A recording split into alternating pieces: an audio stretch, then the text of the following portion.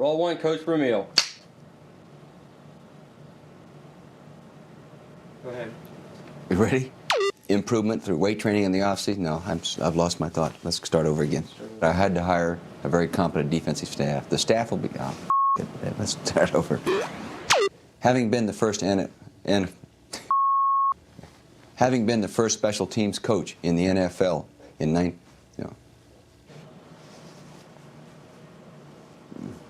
You better... We'll be here. Sometimes I get going too fast, see?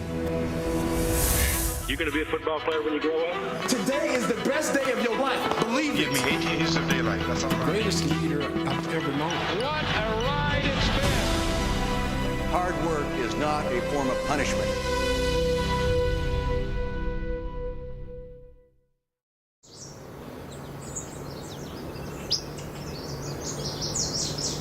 Growing up in Calistoga, in the Napa Valley, my grandfather Vermeil, my dad's dad, made all the Vermeil family wines. It was always a family topic, a discussion about the quality of the wines, the quality of the grapes, the vineyard. So that was always part of my life. When I retired, I had some time, and we were making wine for fun in the 90s. And in 2008, some friends came to me and said, let's take your winemaking process as a hobby and turn it into a business.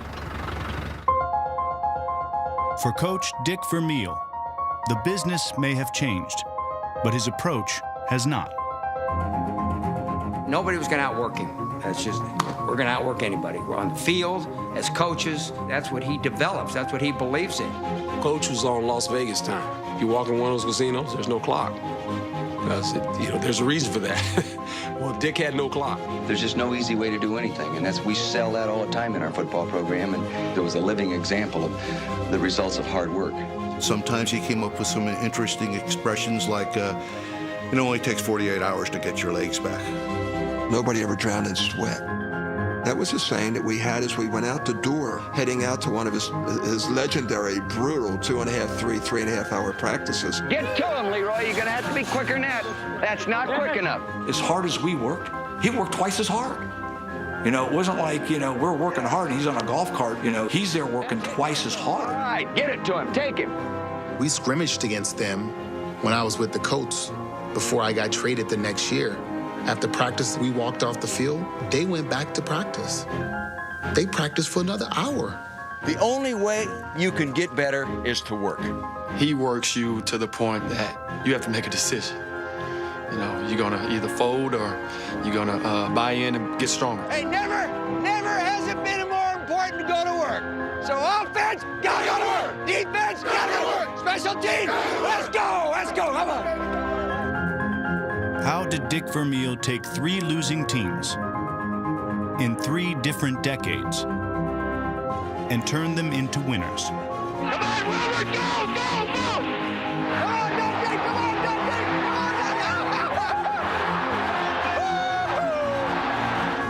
Dundee! The same way he makes the wine that now bears his name, with the right combination of people, patience, passion, and hard work that goes all the way back to his roots.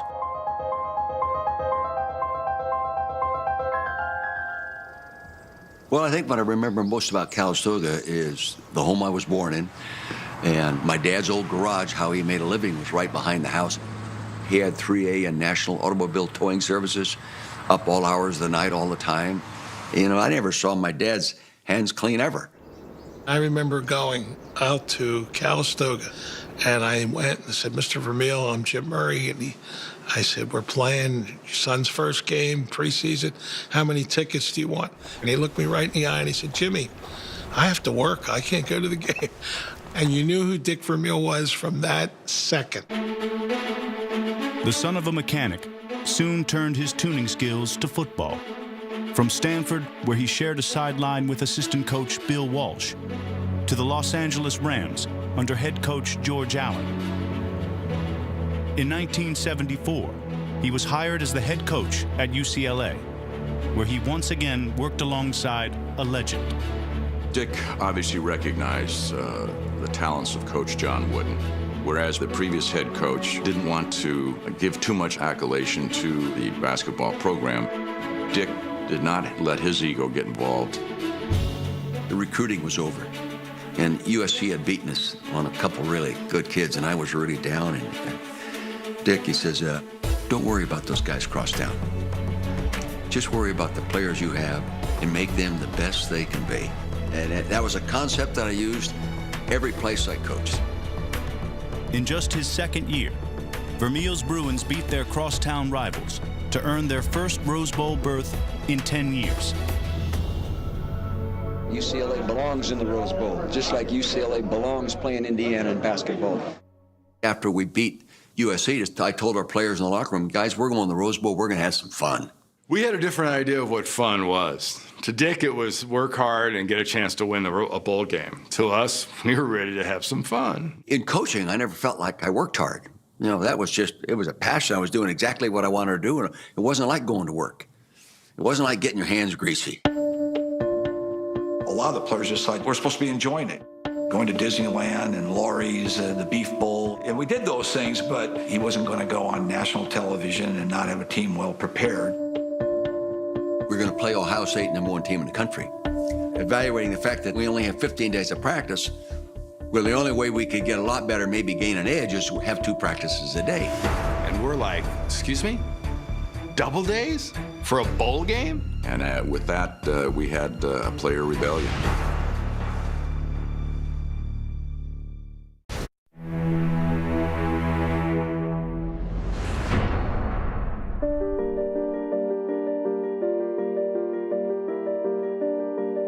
Making wine starts from what appears to be dead vines, but they're not. They're just going through the process and the evolution of springtime, and all of a sudden the berries start appearing. And if you take good care of them, they keep producing.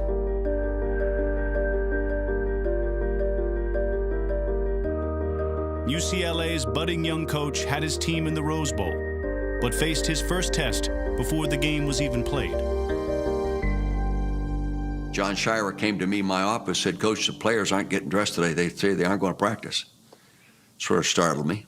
I said, Coach, you know, the players are thinking that we're working too hard and that, you know, they're getting tired. You said we were going to have a lot of fun, and we're not having any fun. We don't have hardly time to eat lunch. So I went down to the locker room, and there they were. And somebody kicks open a door, and in comes Dick Vermeil, and he just flips out. Get on the field in 15 minutes. Okay, or I'm going to go up to Bruin Walk, and I'll find students who want to go on national television and represent this institution in the best way possible, and they're going to be doing it by working hard. And he said, would you rather 20 years from now tell your children, and 30 years from now tell your grandchildren that you played in the Rose Bowl against the #1 team, or would you rather say, hey, we beat the #1 team? Shira will put it up. There it is.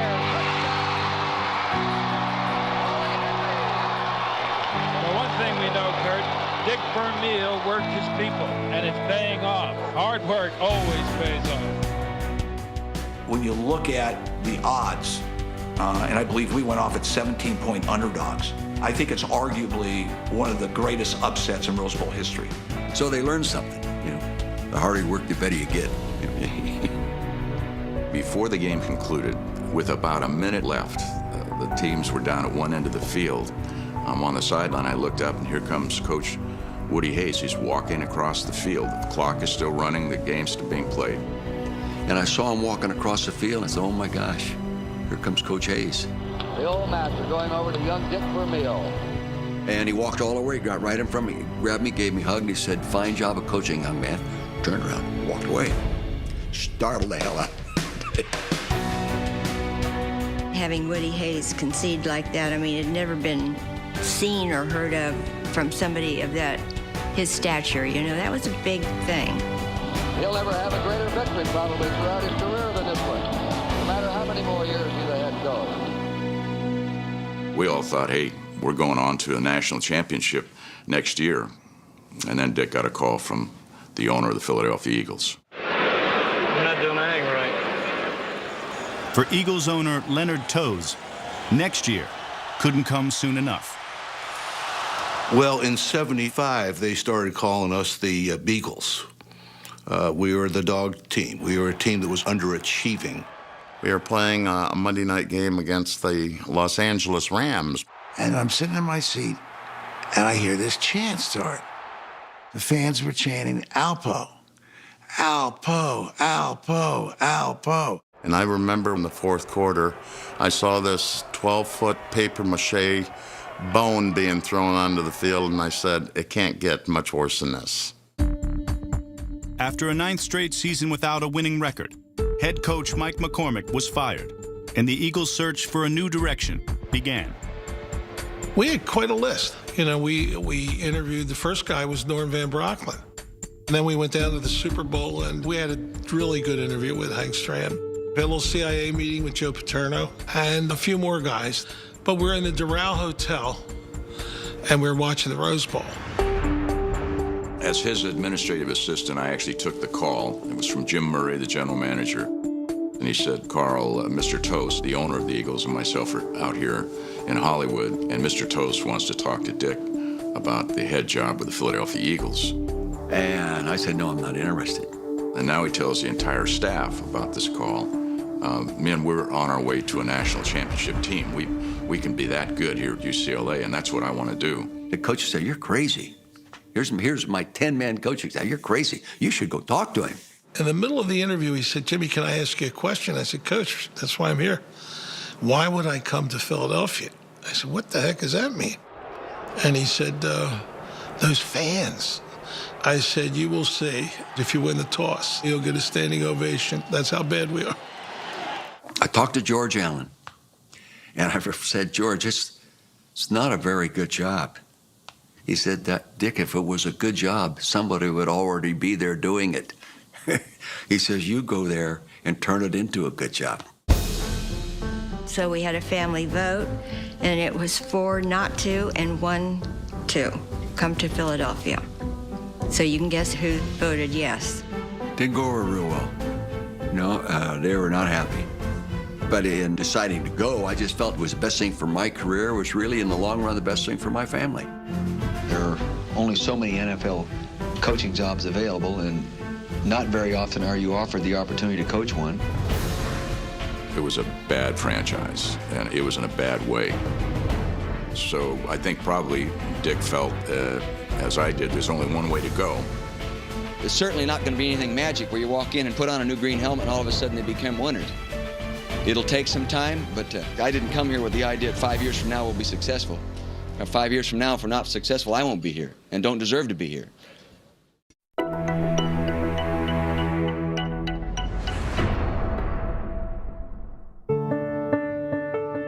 Producing good wine is like producing a good football team. You have to have patience, you have to have good people. You have to have people that know what they're doing, that you can trust and are committed to doing it right. It's usually at least a 3-year process to get these grapes raised to the point where they're producing, and each year they get better. A lot also depends on your technique, just like your offense and your defense. You say 3 years, you get it going. It takes time, because we're not going to go out and get a lot of great players all of a sudden. We've got to make the people we have better, and that starts with the mind. Like I say, hell, no shame in getting blocked or knocked down. Just don't stay there very long. Throw a fit. I can remember the very first time I saw him, I said, gosh, he's almost too pretty to be a coach. Fresh face, California boy. He looked younger than me. That's it, that's it, that's it, that's it. All right. Vermeil may have looked Hollywood, but his work ethic fit blue-collar Philadelphia. His training camps could be described only one way. Tough. Tough. Tough. It's tough. You would sell your soul for a cold drink of water. 2 hours in the morning, 2.5 in the afternoon, full pads. I mean, it was gut check time every single day. We've had 3 plays and 3 screw-ups. Now get your heads out of here, so let's go to work. You know, we thought the guy was nuts. Oh, Rob. Sake.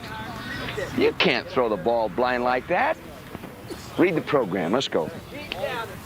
While Dick Vermeil was starting a revolution, the rest of Philadelphia was celebrating one. 1976 marked the country's 200th birthday, but at the Eagles training camp, where fireworks rung out overhead, it was business as usual. You know, what's going on out there? And hey, Coach, we're celebrating our bicentennial here. Tell them to get quiet up. We got to get back to work. Let's go. He needed to weed out the guys that weren't committed to being successful. There were a number of guys that were playing for a paycheck, and when Dick Vermeil came in, we were playing for a championship. I can remember a guy walking off the field, throwing his helmet here, taking his jersey, another 10 yards, throwing his jersey over here, and walking toward the dormitory. He quit. He's had enough. He didn't want to play anymore. So, and I respect that. Good. Defensive team is up, guys. The big thing is get out there right off of that first series and let them know who you are and why we're here today, to get after their ass. Let's go. Come on. You know, he was as demanding as you could be as a coach, but as compassionate as you could be as a human being. And very few guys can juggle that. I want you to hear me when I say this. You never have to worry about me jerking you. It's our ball game now, our ball game. Now we just flat-ass kick the out of them. We won football games because of that, because of our conditioning, our commitment to each other, and the coach's love for our football team.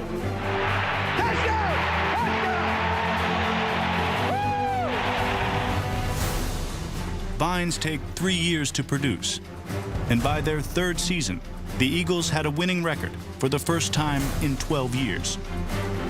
To me, I've never thought it was magic. You just keep playing, and all of a sudden, good things happen to you. And Pizarczyk fumbles the football. It's picked up by Herman Edwards.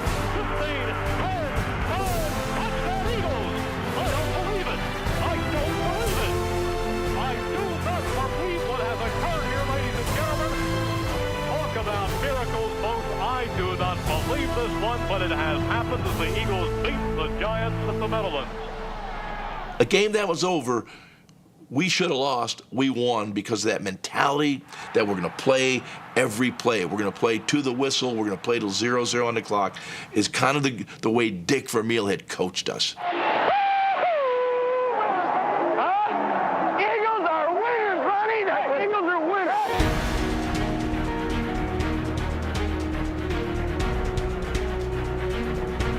Vermeil wasn't a miracle worker. He was just a worker.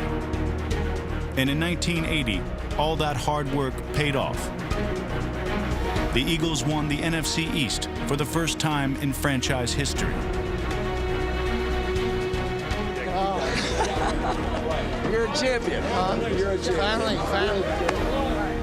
Their hated rivals, the Dallas Cowboys, stood between the Eagles and their first ever Super Bowl. When we came here, maybe you shouldn't do this as a leader, but I did it, and maybe it was a mistake, but I put the Dallas Cowboys and Tom Landry up there. And all through training camp, I would talk about someday being good enough to beat the best team in our conference, and that's Dallas Cowboys. Let's do the best we can at taking advantage of it and let the chips fall where they may. Here we go.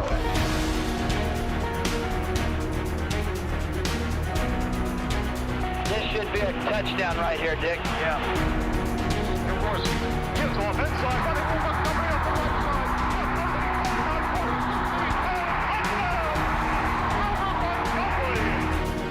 I'll tell you where you're going. You're going to the Super Bowl. You know, he's going to the Super Bowl where he's going.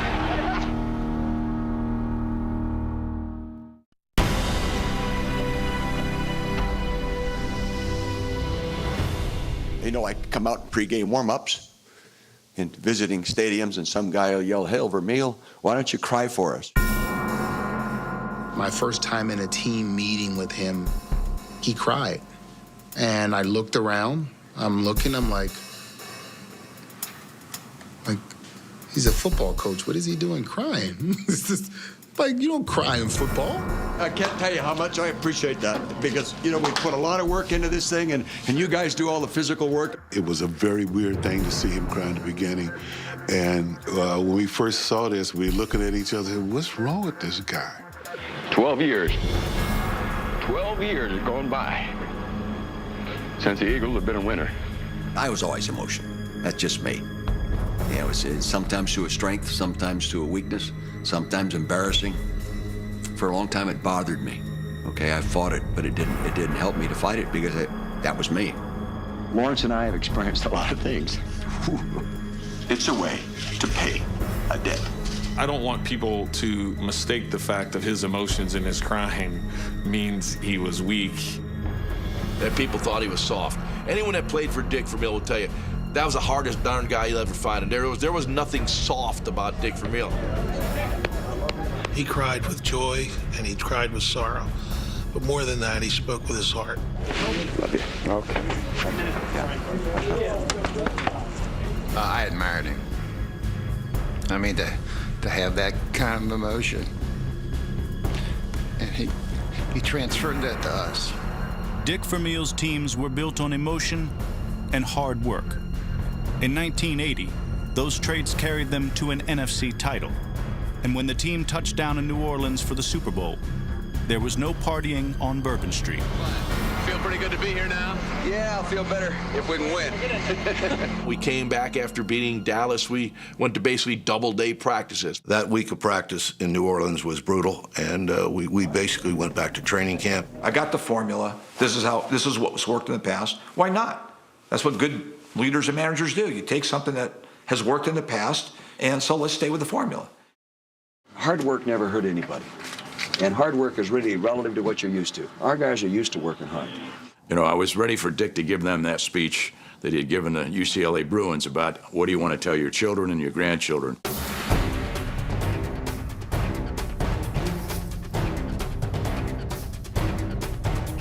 Jaworski with time to throw. He's got some bag. Throws one. Intercepted. Ball one.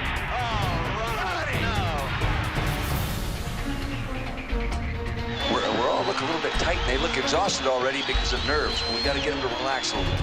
That week was very intense. Steps up. Can't find anybody yet. Takes off running to the left. Rolls on the move. And it's caught by the 40. Between the night meetings and the long practices, we were a little worn down. But we did not lose the game because of the hard work. We were there because of the hard work.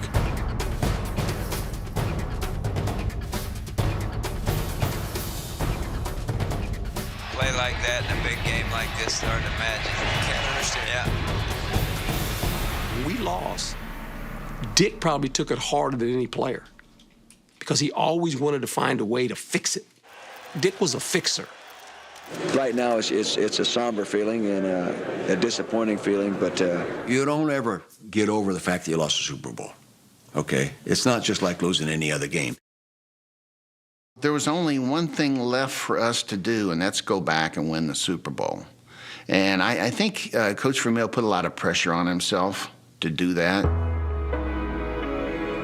Vermeil answered the criticism of overworking his team the only way he knew how: by working even harder. I drained myself. And being the emotional person that I was, I couldn't get over a loss. And I'd be blaming myself. So I just kept adding hours to the day to try to prepare better. Ooh, man. I was my own worst enemy. I live in a state of concern, especially early in the week in preparation about everything. The more tired that I am, the more down that I get. He was exhausted. He had a breakdown. He was broken down. At the time it's happening, it's like a tsunami. It was not a problem, it was a crisis. It was very obvious. I think one more Saturday morning I drove into the stadium hurts to talk about it. And I couldn't get out of the car. I could not get my butt out of the car to go up in the office during the season late in the year. Said, something's wrong with me. And I called Carol. I said, Carol, come and get me. I'm a mess. Ooh. It embarrasses me now. It takes its toll, I think, on any coach that puts that much time in and loves his guys. He was just exhausted. He was a mess. He was a mess. We were hurting for him. I just said to him, you gotta get out of this. So the next day, I announced I was going to take a year off. I was emotionally burnt out. Right now, I'm going to take my own advice and step down out of coaching. am emotionally burnt out and therefore feel that I need a break. I was one of the first he told. I mean, Dick was almost like my dad. He gave me a big hug and we started talking, you know, and he had tears in his eyes. We were all kind of shocked. I hope very much my players can understand where I'm coming from. I love those guys. I love these people, all the people of the Eagle organization. And it's not an easy thing to do to say goodbye to them.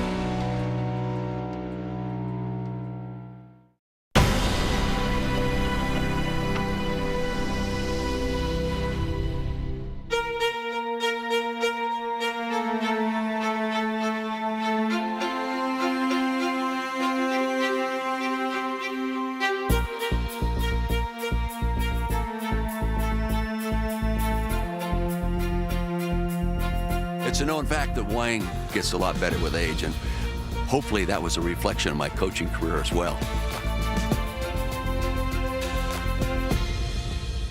They're executing their passing game. After leaving the Eagles following the 1982 season, Dick Vermeil entered the broadcasting world. Play against the man-to-man. He was the perfectionist doing that stuff just like he was the perfectionist as a head football coach. He'd know your mother's name, your father's name, where you're from, how many brothers and sisters you have, your favorite color. Believe me, fans, you don't know how complicated this game really is. He overdid that, too. Have you done anything different? Yeah, And looking the at that, main thing we've done, yeah, I felt like we went in last year a little tired, a little worn out. Which can happen. He wasn't just there to broadcast a game. He was there to learn about the football team and learn about the people. He was going at it just like he coached. Now I got to go watch all the other coaches coach. Have you changed your practice organization through training camp much from last year's experience? I'd walk away and I'd say, geez, I like how they're doing this. Geez, I like how they're doing that. He'd get to look behind the curtain at Joe Gibbs and Bill Parcells and all the assistant coaches. He became a better coach when he saw all the different systems. The plan was for a one-year break from coaching. But after a decade had passed, the plan had changed. Not even his longtime friend could lure him back. When I took the job in December of 1988, he was the first call I made. And I said, "Are you ready to come back to coaching?" And he said, "No, I'm not." He said, "I appreciate the offer." I mean, he would have been the coach of the Kansas City Chiefs in 1988. All but one of the 14 years I was out, an owner talked to me about being a head football coach. I just didn't feel confident enough. The itch returned in the mid-90s. After nearly reuniting with the Eagles in 1995, Vermeil began talking to the franchise that had given him his first pro job back in 1969. I think for him, he couldn't handle incomplete. I think he thought, you know what? I know what I did right. I know what I did wrong in Philly. If I get the opportunity, I'm going to get a chance to finish the painting.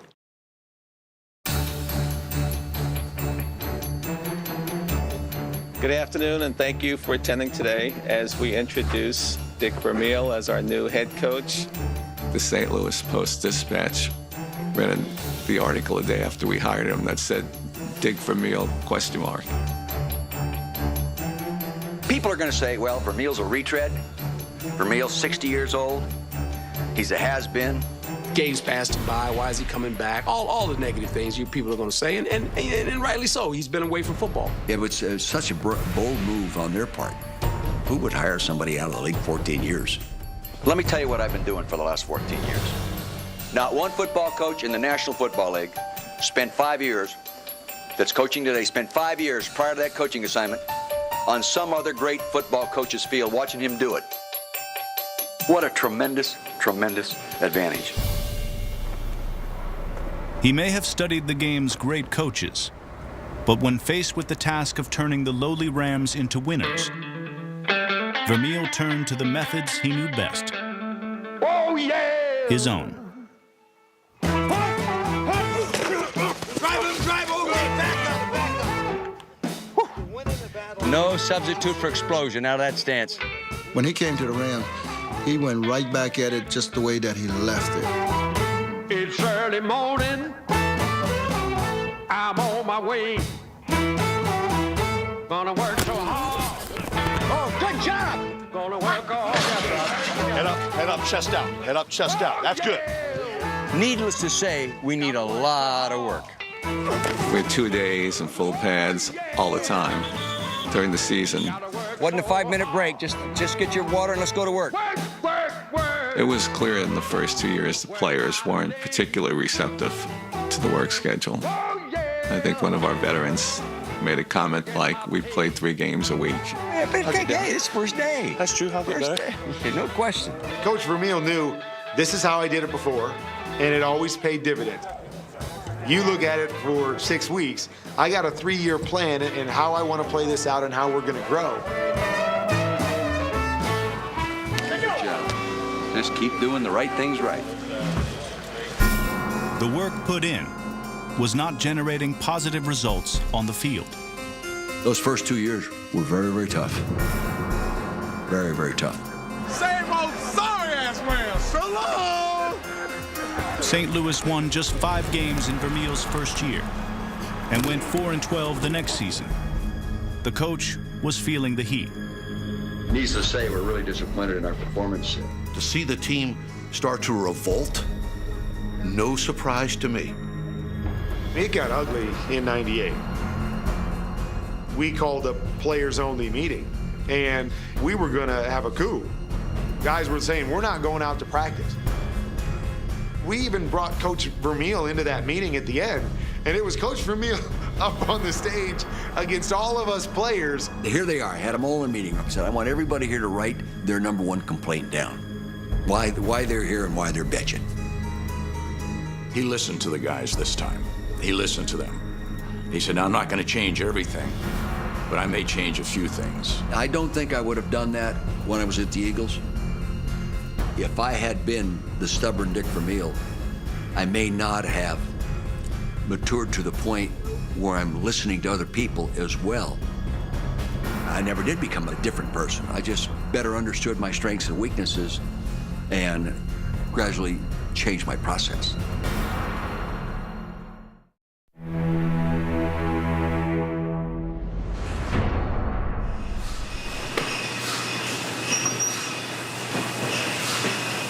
Winemaking is much like building a team. You watch it grow, you watch it grow, you watch it grow, and once you get it in the bottle, and once it ages and you start drinking and get the satisfaction of the whole process. Yes, it takes a lot of time, but it is really worth the wait. You know, you veterans that were here a year ago for your first session, compare that one with this one, huh? Not even close. Listening to the players who have been there, this is the most lenient he's ever been. He's bending a little bit. He's giving us a little bit. They saw him change. Our practices were efficient, but a lot shorter. Small signs that he was learning that there's more than one way. Dick Vermeil had backed off his practice habits. He added new talent to the Rams' offense and relinquished control of that offense to Mike Martz. He became more of a head coach and a management person, an administrator, and a coach of coaches. He didn't try to do everything himself. Here's what's amazing about it. He said, I know what's best for this football team. I know I've got to stay out of this. I know that. He let us do our job, organize everybody, inspired everybody. Trent Green comes in here, the real hope for this offense. We've been talking about him all game and all preseason. After a strong start to the preseason, Vermeil's ability to inspire was put to the test. Now we got Trent Green down. We've got Trent Green down in the middle of the field. Players were devastated. When he got hurt, a lot of their hopes went with him. You get emotional, you know, it hurts. But that's what this business is all about. That was one of the most impacting coaching reactions I have ever seen in my 35 years in the National Football League. We are not going to use Trent Green as an excuse for losing. We will rally around Kurt Warner, and we'll play good football. The Rams got behind Dick Vermeil and their new quarterback. Warner throws down the middle. He's got a touchdown. They transformed from 4-12 to the greatest show on turf.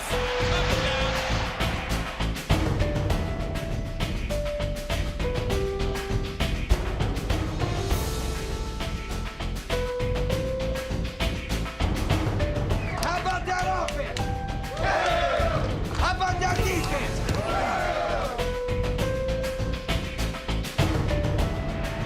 The St. Louis Rams are Super Bowl bound. I can remember being wound up in a lot of knots when we landed to go to New Orleans to play. I can tell it was a different coach. I can tell that he did not want to make the mistakes that he made in Super Bowl 15. I'm on the field with him pre-game. My mind kind of went back to 1980.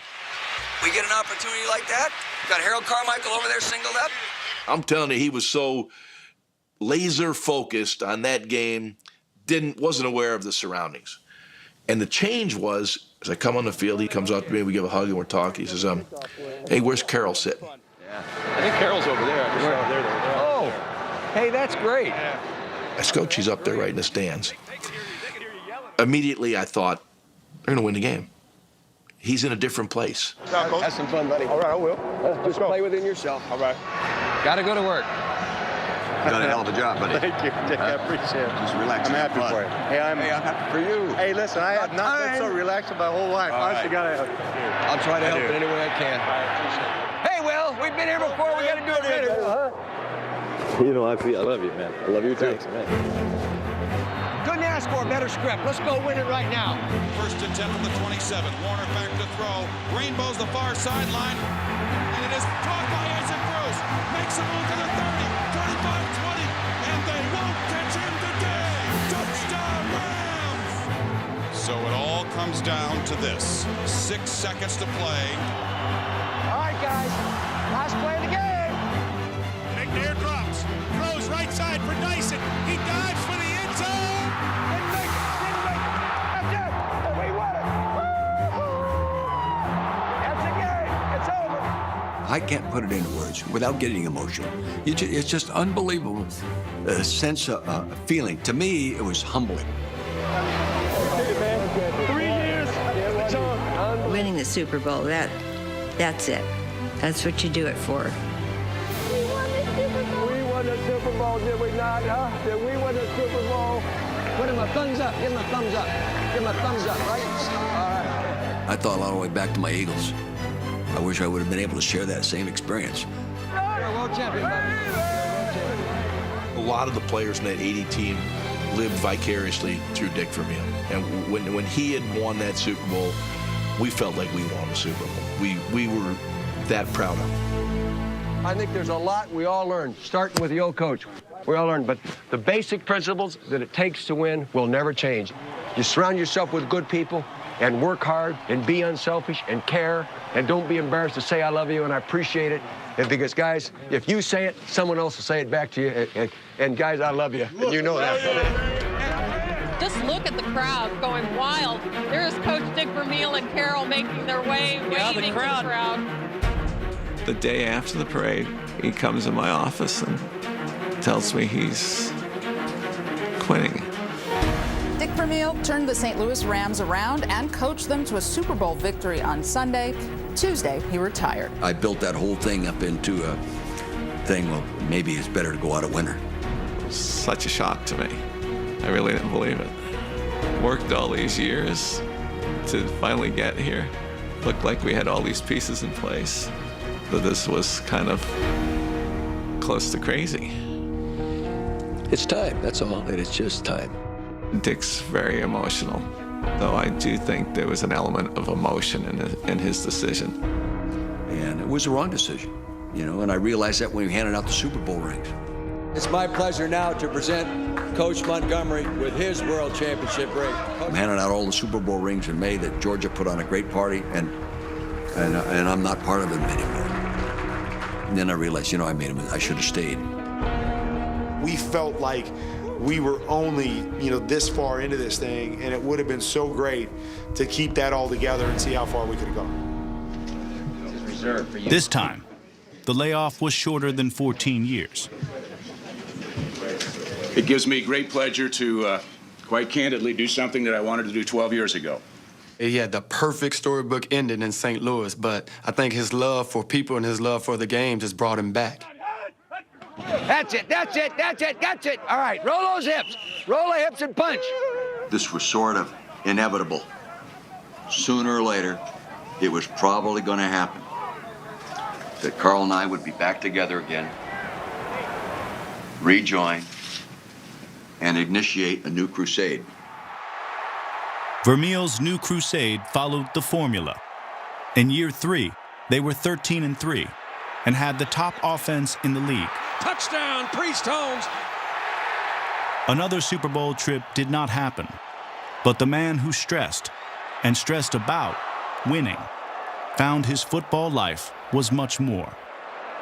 For him, it was always about the passion that he had for the game, the passion that he has for people and the relationships that he builds. He helped the organization from top to bottom understand that. After 5 seasons with the Chiefs, Vermeil called it quits. This time, for good. I have so much love and admiration and respect for you guys and the coaching staffs, and hey, I'm going to miss it. For me, that meant I lost my coach. I can remember being in pregame warm-ups, just bawling uncontrollably. Yeah. It's all right to cry. It's all right to cry. I love you. It was like losing a father. I felt like I was losing my dad all over again. Forever. Forever. Right? And Dick was a born leader. Dick would have been a great elected official. He would have been a great CEO. He's just a born leader. He believes first, and then he makes you believe. If you wanted to hire a coach to dig you out of the mud, he could do that to this day. He goes about selling wine, doing the same thing in his winery. You might want to taste the Zinfandel, too. This is the Zin? No, this is a blend. It's like 40% cab. Regardless of what he's doing, he's coaching people. That's what he does, and that's who he is. I mean, he never stops working. Hard work is not a form of punishment. He does not do well with any idle time. Even now, he has to be busy and productive. He's crazy in a way. I don't think I'll ever just sit down in a chair and say, hey, I'm just going to wait till my time comes. I don't mind sitting down in a chair and sip on a good glass of wine. That's how I was raised. But that's about as relaxed as I get.